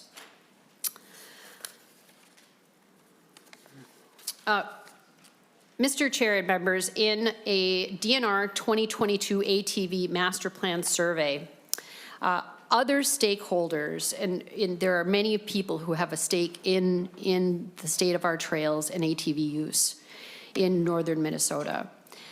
Those other stakeholders concurred with the need for the additional improvements to trail development, which this bill addresses. For example, the DNR itself said improvement of marked routes greatly reduces off-trail riding, and in addition to that, 29 retired DNR staff members, some of whom were conservation officers and wildlife managers, agreed with that assessment in a Star Tribune op-ed last year, which is also in your packets, and this bill addresses that. Additionally, in that master plan survey, dealerships of ATVs said trails need more signage or enforcement, and northern Minnesota has a decent presence of enforcement, but this could be improved. Trail administrators said clubs sometimes circumnavigate the state program to do trail systems on their own without appropriate coordination with surrounding agencies. And additionally, city and township representatives said that users oftentimes do not know where they are allowed to ride. So this bill attempts to address that. Specifically, there are 5 things that I want to point out that this bill does. Primarily, this bill makes our state law consistent and fair throughout the state, with access to designated and posted trails. This not only helps ATV users know where to ride, but it reduces illegal trails from being made and reduces potential confrontation with accidental property trespassing as well. Additionally, the bill creates buffer zones, which I referred to, which codify DNR and U.S. Forest Service guidelines for water protection. Third, the bill implements a 2003 legislative audit recommendation requiring environmental assessment worksheets, or EAWs, for future trail development.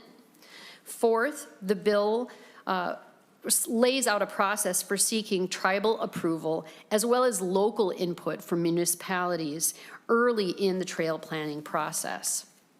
And 5, the bill provides for a trail decommissioning process that would allow citizens, local citizens, and then going out to the state in larger numbers to petition if they have material evidence of environmental harm occurring, that they could petition the DNR for a consideration of decommissioning of a trail. So I just wanted to say in conclusion before we hear from our testifiers that the coalition supporting this bill has worked tirelessly to negotiate a reasonable compromise to address the concerns that both ATV users and organizations have raised. And despite these good faith efforts over quite a bit of time, there has been an extensive spread of misinformation and fear mongering about this bill and what it does and doesn't do, including some quite despicable and even racist bullying that occurred toward members of this body over recent days. I really want to say in conclusion that, you know, as a Duluth gal, someone who grew up in Duluth and was in the Northwoods all the time with my dad when he was hunting, out hiking, doing all sorts of fishing on the lakes, in canoes. I like ATVing. I think ATVing is really fun. And what this bill attempts to do is to just clarify for all of us in the Northwoods to make it fairer so that we know where the ATVs go and where to have fun doing that. And we also make sure that we're not destroying wetlands. We're not making it hard for other people who like to enjoy the woods in other ways can also get out and do that. So I really see this bill as an opportunity to make sure that as we develop the trail system, and it is increasingly being developed, it promotes business, it has wonderful attributes. As we do that, that now is the time to set out a really smart way to do that, to protect our lands and our waters and our communities as we do this build out. And with that, Mr. Chair, I would like to hear from our testifiers. Okay, thank you, Senator McEwen. We have a list of testifiers, and going first will be Ms. Kelly Applegate from the from the Commissioner of Natural Resources, Malak Band of Ojibwe. She's on remote right now. If you can switch your camera and audio. Oh, it's Mr. Sorry. Testing. Can you hear me all? Can you all hear me? Yes, we can hear you and see you as well, but now we lost visual. I think when you talk, so come back on. Okay. There we go. There we go. I see myself there. All right. Well, good afternoon, Chairman, members of the committee. My name is Kelly Applegate. I'm the Commissioner of Natural Resources for the Mille Lacs Band of Ojibwe. And I'm here today to testify in support of Senate File 1245. The bill is designed to preserve and protect wetland areas and natural habitats, including our sacred monomen or wild rice areas and other sensitive areas from the impacts of motorized off-highway recreational vehicles and activities across the state. As of April 2024, the state of Minnesota has recorded 522,000 motorized off-highway recreational vehicles.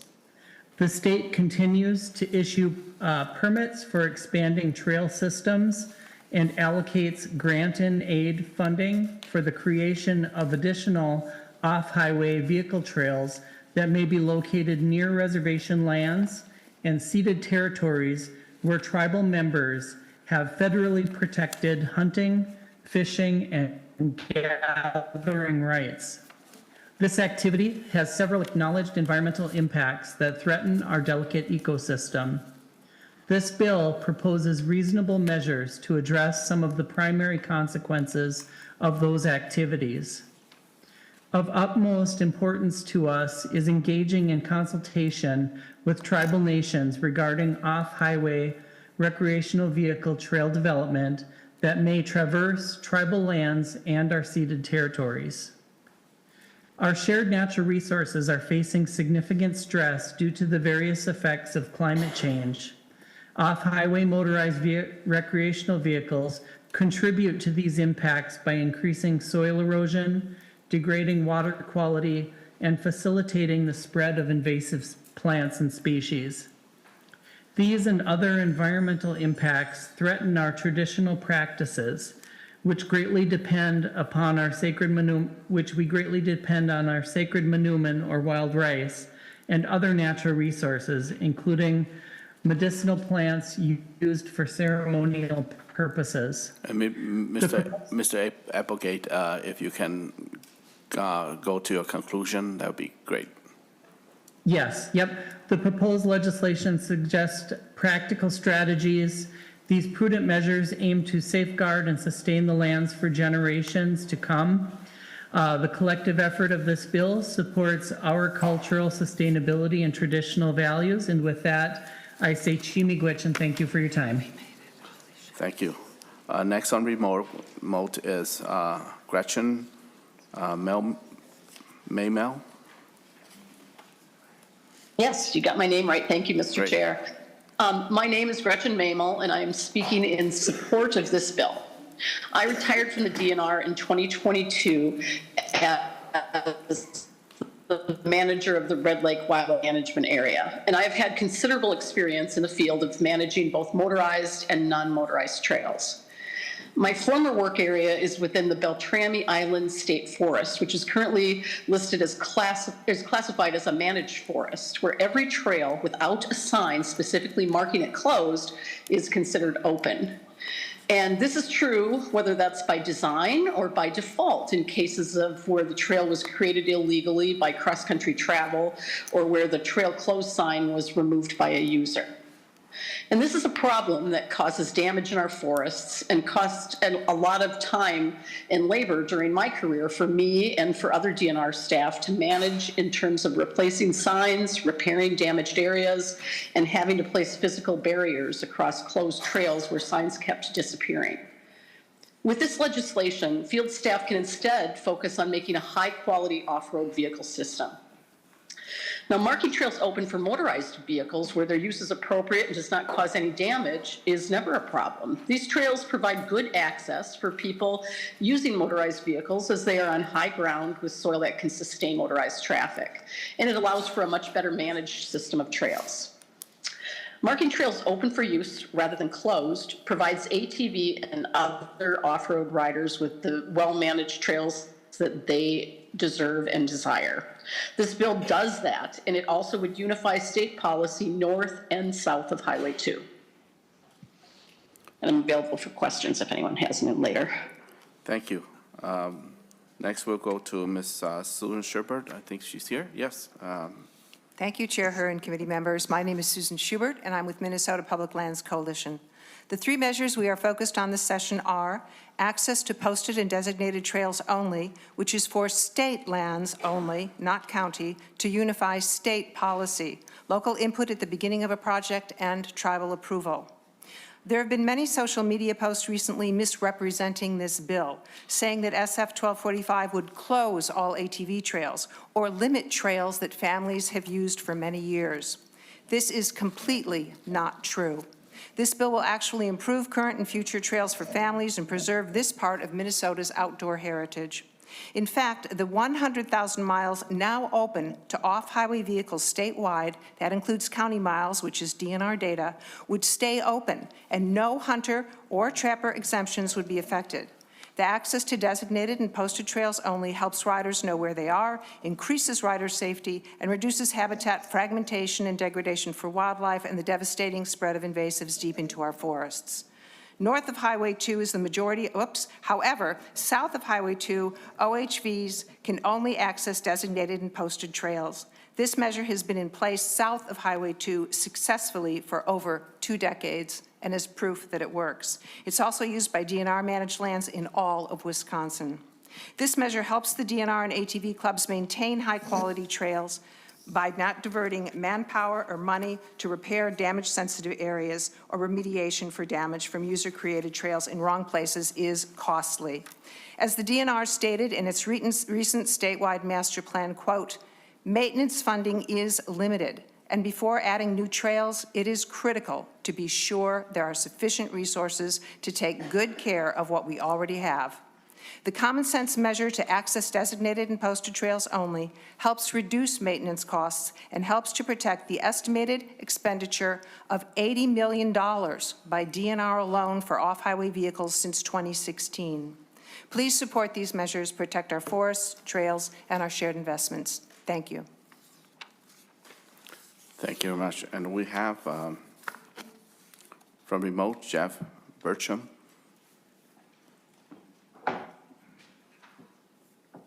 Welcome. After Jeff Burcham is Greg Val.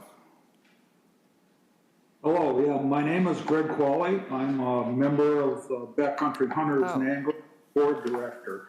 Little background on myself.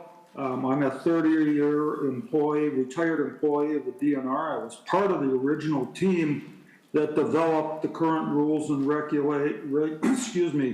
OHV regulations about 2 decades ago. One thing I can say personally is, and the statistics support this, the use of OHVs in Minnesota has increased exponentially. Backcountry Hunters and Anglers is a public land, water, and wildlife advocacy group. We support all legal uses of public lands, and we support Senate File 1245, specifically the unification of the rules in both the north and both the north and south parts of the state. Now, the committee's going to hear plenty of testimony today that this is all about a loss of opportunity and rights, and that simply just is not the fact. The rules have worked excellent in the south half of the state. I'm a user myself. I live in the south half of the state, and I have no problem complying with the OHV rules in the southern part of the state. I also have property in the northern part of the state, and I have some problem complying with the rules in the northern half of the state because it's not clear where I can go and where I shouldn't go. So at a minimum, I would recommend to the committee that the rules be unified statewide. If there are objections to other part of this bill, I would highly recommend to the committee that they work out the differences on this bill, but please unify the rules statewide for all of us. Thank you very much. Appreciate it. Thank you. And let me go back to Jeff Burcham. If it's not online, we're going to go to the next testifier. Okay, Dr. Laura Perez. Hello. Jeff, this is Jeff Burcham. Okay, go ahead. Hello, my name is Jeff Burcham. I'm was a conservation officer for the DNR for a little over 25 years, mostly in the Beltrami County or Beltrami Island State Forest in Lake of the Woods County. I've just got a couple of comments I want to make today. Number one, this bill simplifies state regulations. Right now, about half the state has rules that trails are closed unless posted open, and the other half, which are up north, says trails are open unless posted closed. This is confusing to people and makes enforcement of the rules harder than it needs to be. This legislature should fix this by passing this bill. Number two, this bill will help keep regulation signs in place. If you can't ride on a trail that's posted closed, What we see a lot of times, people tear down the signs. That is a major problem for enforcement officers.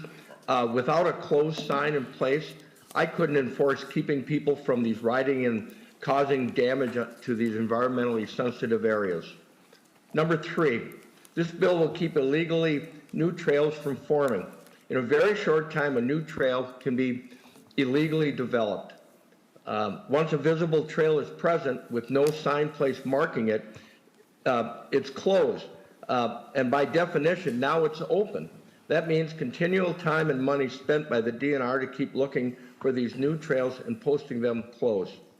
Now, I understand that trappers and deer hunters are concerned about this bill. They shouldn't be. As a trapper and a deer hunter myself, we have an exemption to travel off trail with ATVs when you're trapping and also to retrieve a deer during deer season. Nothing will change with that with this bill. My recommendations as a former enforcement officer who spent his whole entire career in the field enforcing ATV regulations is to simplify the state's regulations and make it statewide that all trails are closed unless designated and posted open for off-road vehicle use. This is what this proposed legislation does. Thank you for your time.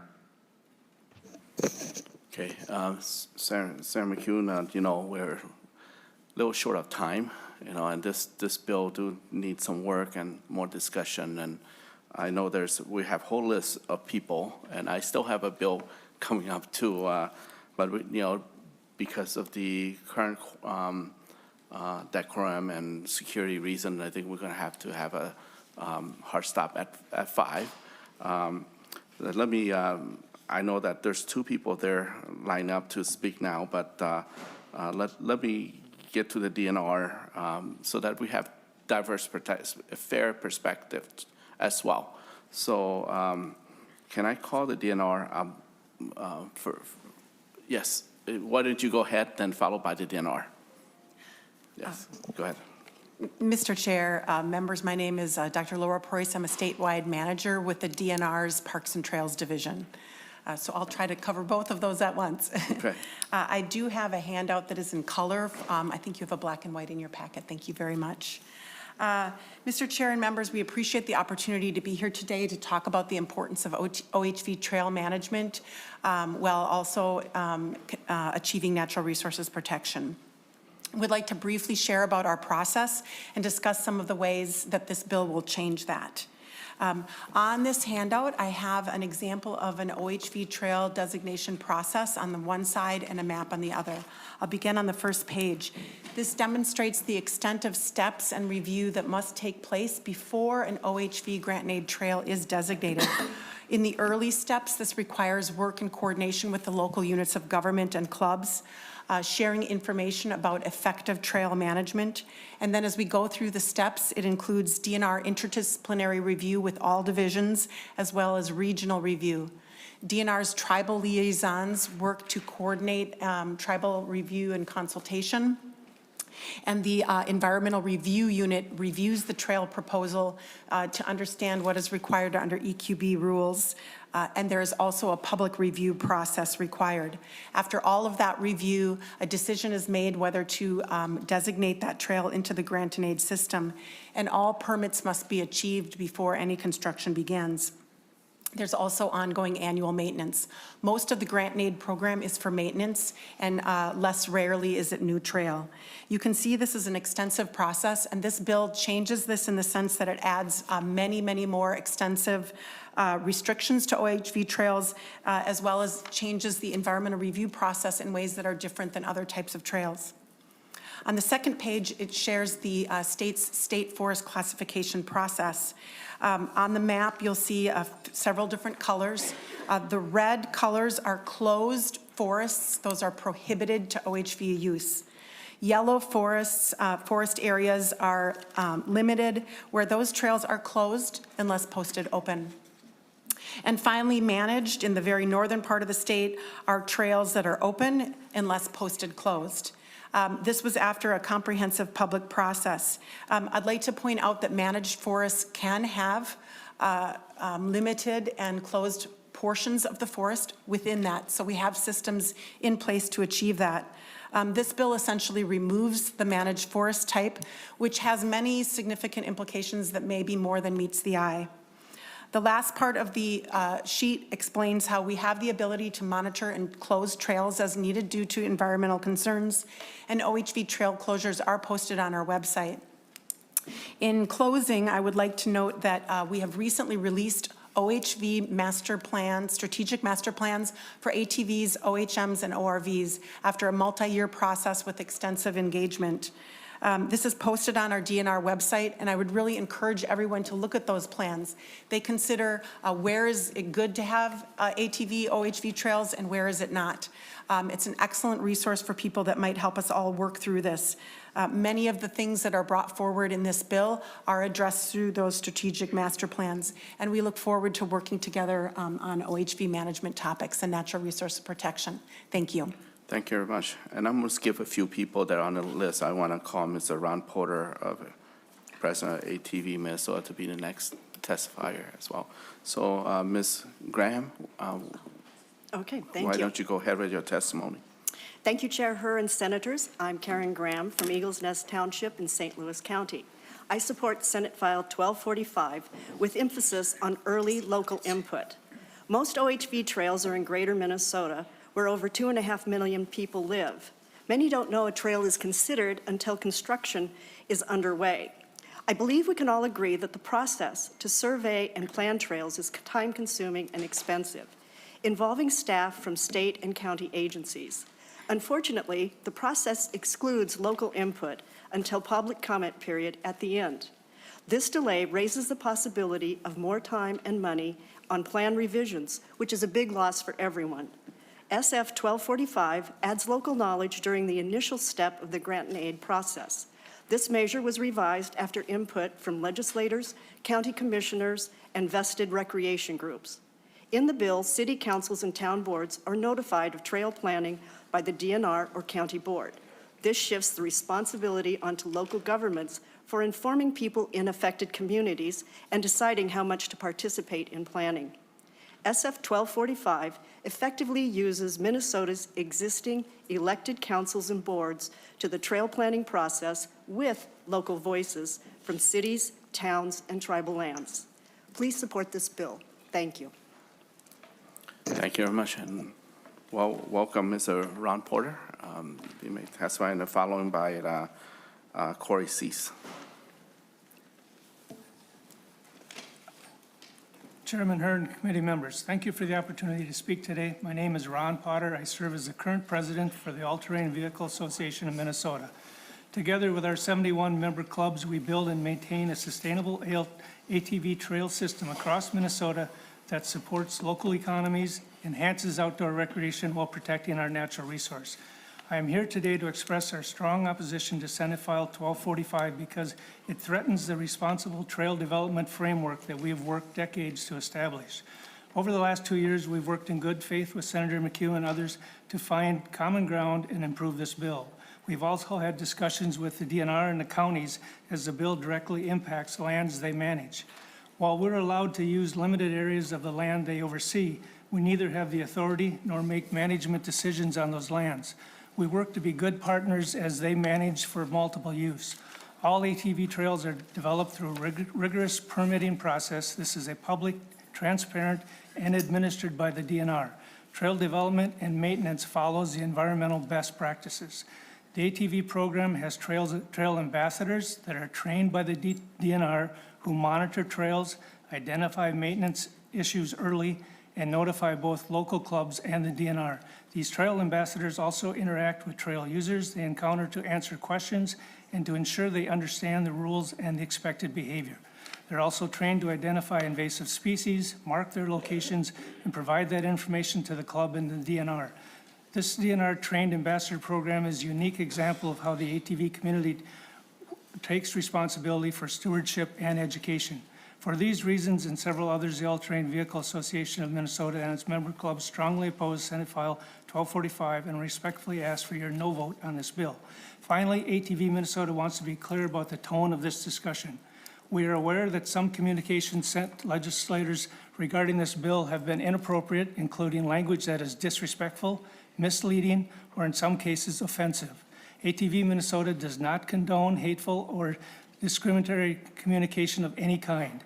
We believe strongly that policy disagreements should be addressed through respectful, fact-based dialogue. While we have serious concerns about Senate File 1245 and oppose it as written, we are committed to engaging in a constructive and responsible conversation grounded in accurate information and a shared goal of balanced, workable solutions for Minnesota's public lands. Thank you for your time and consideration. Thank you very much, Mr. Porter. Next is Corey Keith, but I want to call Chris Bergeron to come forward as well. Okay, Mr. Keith. Thank you for giving me the opportunity to talk to the committee on Senate File 1245. And the Taos County Board of Commissioners also have a opposition letter on this bill. Recreational trails are vital to our northern communities, which are dependent on tourism for supporting our local economies. This bill puts additional and unneeded restrictions on further trail development and use of OHVs within the state. Like many other northern counties, Itasca County utilizes a county OHV trail development policy alongside the state's grant and aid procedures for all OHV trail development. These policies require that we have public notice and consultation early in the process. Our policy does, and landowner permissions, environmental permitting, and they must be attained before any trail can be established and opened. Our policies, as well as the grant and aid procedures, require the DNR area and regional reviews and state environmental review programs, which, if thresholds are met, would include an EAW. And very importantly, our policy requires local government as well as public notification for the required public meetings and public comment periods. And local governments also still have the opportunity to create ordinances to regulate uses within their powers and their jurisdiction. The current trail development process can take 4 or 5 years or longer, sometimes often longer, before a trail is established and open to use. Also, especially given the state of our ATV fund, our trail funding and grant sources essentially mirror many of the regional trail projects currently have these stringent requirements for cultural and environmental review. And our land department provides oversight on trails in the county. We take great pride in our stewardship for the natural resources we manage to protect. We provide local oversight by natural resource professionals with firsthand knowledge of the land. With this oversight, we are able to review and steer proposed projects into areas that have least amount of environmental impact, including the use of existing forest transportation infrastructure that would minimize any additional impacts by establishing a new corridor. So we thank you for giving us the opportunity to speak on this bill, and we hope that you vote no. Thanks. Thank you. I'd like to also call Mr. Jeff Salmon to come forward as well. And now Mr. Bork with your testimony. Chairman Herr and members of the committee, thank you for the opportunity to testify. My name is Chris Bjork. I live in St. Paul, and I'm a District 67 constituent of Chairman Herr's.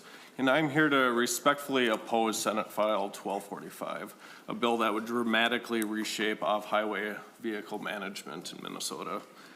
Me and my son are avid dirt bikers, spending much of our summers riding and maintaining trails in the Nemadji State Forest, as well as participating in organized trail rides and enduro events in other state forests. The proposals in Senate File 1245, while called common sense from proponents, are far from it in reality. Because of time, I'll try to focus on just one area, but the main issue that I have a problem with is This bill creates a decommissioning process that's far too easy to trigger. Under subdivision 5, as few as 50 local residents or just 150 Minnesotans statewide can petition the DNR to consider closing an OHV trail.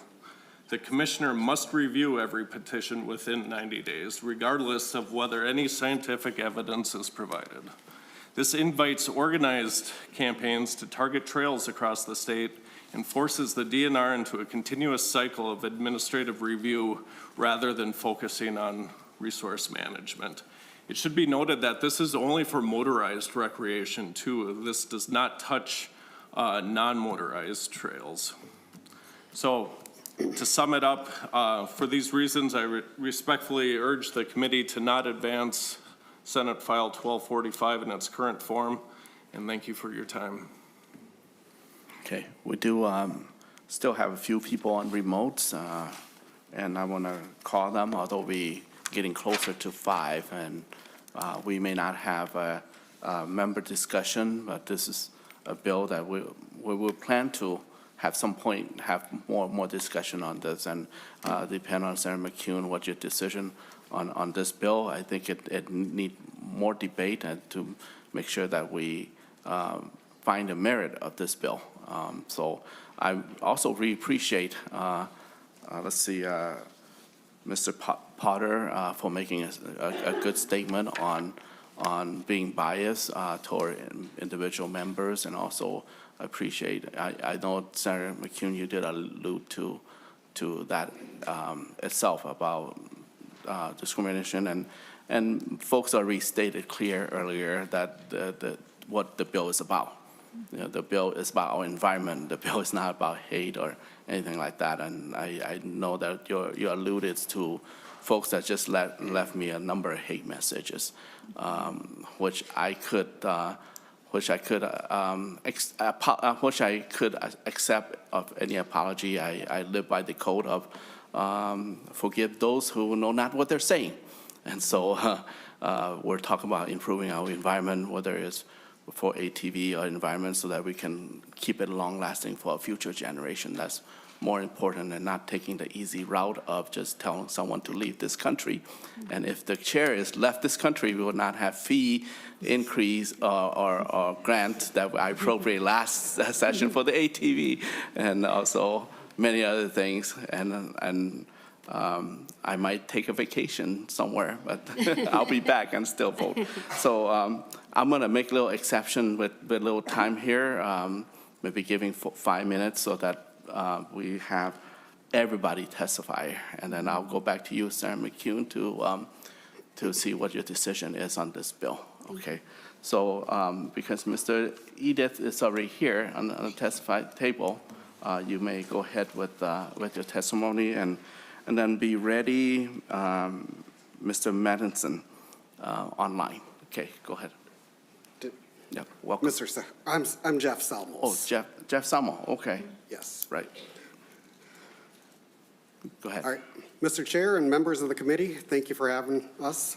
My name is Jeff Salmos. I'm a board director. I'm a board member of the Minnesota Four-Wheel Drive Association. We urge you to oppose SF 1245 in its current form. Our community supports responsible recreation. We have volunteers that have spent many hours maintaining trails, protecting natural resources along with the land managers. SF 1245 in its current form takes a one-size-fits-all approach, which without clear evidence of widespread harm. The 200 to 150-foot setbacks would eliminate large portions of sustainable, long-established trails in a state where water is everywhere. Requiring environmental assessment worksheets for even minor trail changes, even though the trail had the environmental assessment worksheet done when it was created, would make a routine maintenance or safety improvement slow and impractical, preventing or delaying very important environmental protections that we all want. Allowing just 50 individuals to trigger a trail decommissioning without proof of harm invites conflict, not collaboration, and using writer-paid funds to potentially reduce access undermines a system that already works. We all want to protect Minnesota natural resources, but the bill doesn't balance protection and practicality. It restricts responsible use without improving outcomes. I respectfully ask that you oppose SF 1245. Thank you for your time. Thank you very much. I'd like to call Willis Madison from online, Isaac Walton lead, and then be stand by Ms. Jody Provokes. Thank you, Mr. Chairman. Members of the committee, I am Willis Matson, a master's degree professional ecologist and former MPCA regional director for 28 years. I find opponents to this legislation commit two serious interrelated errors, one scientific and the other economic. First, ecology is really the study of nature's economics, which is my area of expertise. Opponents of this legislation cite a study claiming ATV trails brought $36 billion into Minnesota's economy. But independent reviewers discovered major flaws. The authors used a biased statistical sampling technique that wrongly exaggerated the positive market-based benefits, but they never addressed or corrected these issues. Secondly, the study ignores the fact that researchers must also include the negative impacts of ATVs on nature's economy. Nature's economy is in free fall while the human economy grows. You know this if you drive an automobile because you've collected ecological data on your windshield. In the past 7 decades, the number of bug stains you've had to scrape off has diminished by about 70%. Science corroborates your observations that insect populations are disappearing. Due to disruptions in the food chain, populations of birds, mammals, reptiles, amphibians, fish, and various other animals are also declining rapidly. All of Minnesota, like the planet, suffers from the 5 top causes of these collapses: habitat loss, habitat fragmentation, invasive species, toxic emissions, and climate change. Thus, ATVs contribute significantly but unnecessarily to all these stressors. And worse yet, the stresses are cumulative. They add or multiply one another. We must remember that ATVs, like all forms of motorized recreation, are discretionary activities as opposed to essential motorized activities like driving cars and trucks. This legislation would reduce adverse ATV impacts and begin to restore balance between our market and nature-based economies. I strongly recommend committee approval of Senate File 1245. Thank you. Thank you. And Judy Povos, I also want to call Bruce Anderson to the table as well, Chef Harriet that will be reading Bruce Anderson. Now let's go to Judy Provost on remote. Mr. Chair and committee members, my name is Jody Provost. I'm a retired Minnesota DNR Assistant Wildlife Manager and currently a wildlife biologist for the North American Grouse Partnership. Our mission is the conservation of grouse and their habitats through science, policy, management, and partnerships. I'm here to support SF 1245. Minnesota is blessed with 4 native grouse species: greater prairie chicken, sharp-tailed grouse, rough grouse, and spruce grouse. When their populations are healthy, we know their habitats are healthy. These charismatic birds are part of what makes this state great and known for its outdoor beauty and recreation. Hunting and wildlife viewing associated with the presence of healthy grouse populations brings in tens of millions of dollars per year to the state. Over 100,000 hunters, wildlife watchers, and photographers bring grouse home in their game bag, memories, and photos every year.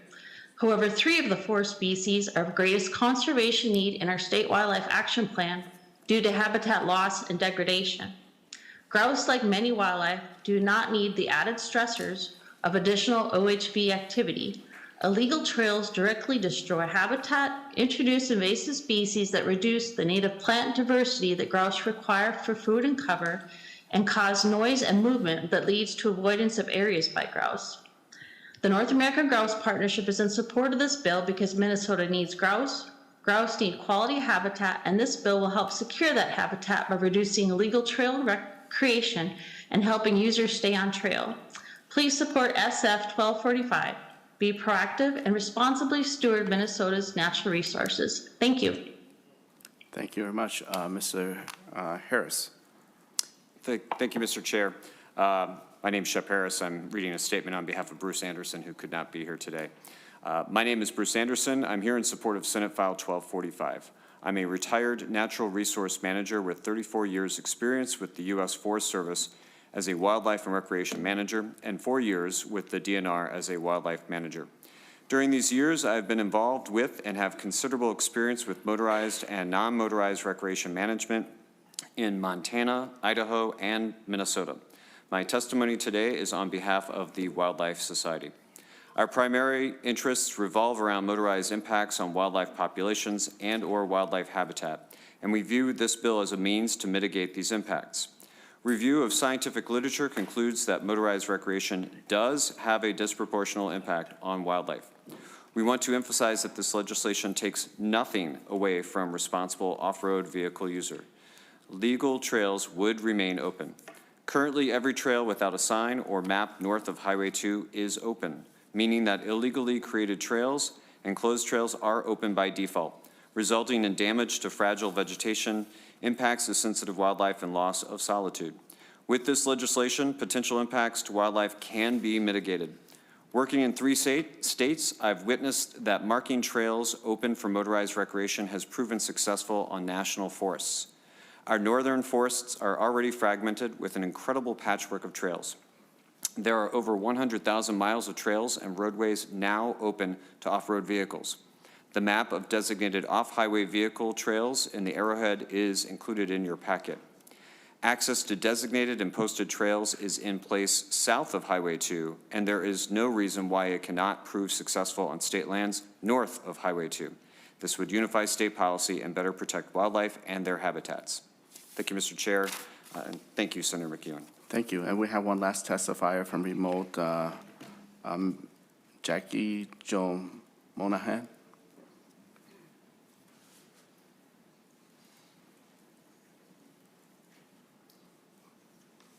Jackie, are you there? If not, I just want to double check those who already signed up. I believe Mr. Nathan Edith, you spoke already, right? Or you haven't? Okay, why don't you come forward?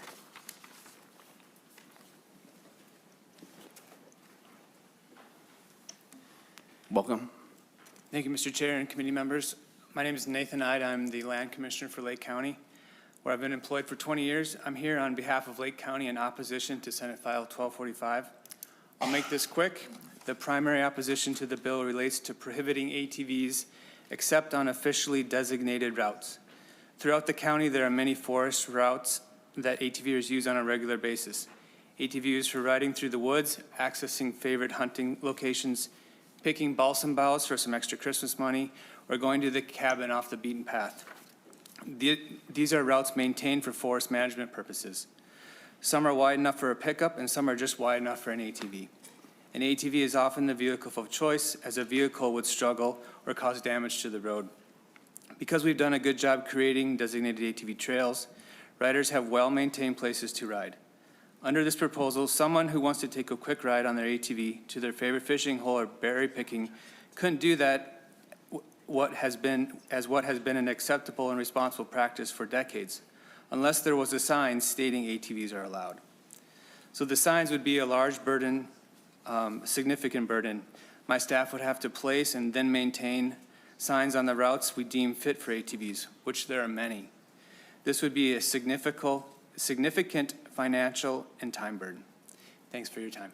Thank you very much. And I believe all the all the folks that have signed up to be testified that are here have already spoke. I don't want to miss anyone. Thank you very much for making an effort to be here, and those online already spoke as well. I see Senator Hauschild has been raising his hand for the longest time, and I want to give his moment here, and then go back to Senator McEwen, see where you want this bill to go. We are extremely out of time. So Senator Hauschild. Thank you, Mr. Chair. I just want to speak on behalf of Northeastern Minnesota as the senator from the very region that this bill impacts. This is a common theme for me. Everybody wants to regulate Northeastern Minnesota. I hear every day from families small businesses and communities that rely on our outdoor recreation. And this bill is not a small change, it's a fundamental shift in how access works across the Northland. For decades, our system has reflected our reality: vast forests, long distances, and a strong culture of responsible use. Unfortunately, this bill flips that on its head. If a trail is not mapped, signed, and designated, it is effectively closed. A small group can petition to decommission a trail. Think about that. Thousands of miles of routes people have used responsibly for years. Routes that connect our rural communities and support tourism could slowly disappear. Not because people are harming the land or the environment, but because the system simply becomes too complicated and too costly to maintain. Let me be abundantly clear, ATV riders in northern Minnesota are not the problem. They are the people who respect the land, build the trails, and care about the outdoors. They're not asking for special treatment, they're just asking for simple common sense. The DNR already has the authority to protect sensitive areas and manage use responsibly, including shutting down trails when necessary. So what problem are we actually solving? What I just see is more bureaucracy without the resources to implement it and shoving those costs onto our local counties, as you just heard from the previous testifier. What I see is a risk to our trail system, to our tourism for our small mom and pop shops and businesses all across the Northland, and a small deterioration of outdoor tourism for everyone who enjoyed the playground and the gem of the state, which is my district in northeastern Minnesota. And what I hear back home is frustration. Frustration that decisions are being made without an understanding of how things work on the ground. We all care about protecting the environment, of course we do, but protecting the environment and maintaining access go hand in hand. So today I'm asking the committee to stand with my communities. Stand for responsible access, stand for outdoor recreation, and stand for a system that is working really, really well for our region. I strongly oppose this bill, and I hope that we can vote on it because I think it's clear that this committee opposes this bill. Thank you, Mr. Chair. Sarah McEwen. Thank you, Mr. Chair. And I would like to thank all of the testifiers who came today and all of the people who have engaged with my office over these past couple of years to continue to try to hone in on what are problems. And contrary to, I think, what we've just heard, I live in northeastern Minnesota, and most of the people who have come to me with requests to do something about this and with this proposal are people who live in northern Minnesota as well. So I want to keep working on this. I agree, Mr. Chair, that what we would like to do is to reach some consensus. We heard from a number of speakers against who said, as currently written, they oppose the bill, but I do believe, and I have believed for the past couple of years, that we will have some middle ground on some of these key issues. So I'd like to keep working on that. The bill, if it were to advance, would go toward state and local gov. I don't think it's ready to do that. I think that we need to do some more work. So as we do that, Mr. Chair, I would like the bill to be laid over. Okay, the bill now is laid over. And last part here, we will adjourn in a few minutes here, but earlier, if I'm not clear about what I was saying, is that this is my country and I'm not leaving. I will protect its environment. As my forebear had died in many forms in saving American government, so I'm here. I have the right to be here. I'm so welcomed by the native folks. My 50 year in this country, no one told me to go home. I mean, I hear a lot of things about going home, but I have never heard any member of the Native community tell me to go home. So I so appreciate that.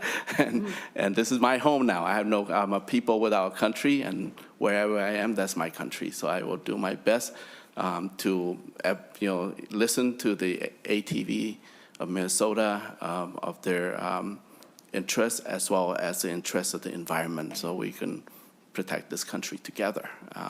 So with that, meeting is adjourned. Yes, Senator Green. Before we adjourn, Mr. Chair, I know we still have the policy bill, and I'm wondering what the plan is. We ran out of time, so I get that, but I'm just wondering, looking forward, is the policy bill dead now? It seemed to be. Okay. All right. Well, if there's any chance of even doing a meeting tomorrow or whatever, you're obviously the chair. You can do what you want, but I know there was some amendments to it as well. But but I get that we're out of time, and maybe we can talk about that later. Thank you, and stay strong out there and safe. Meeting's adjourned.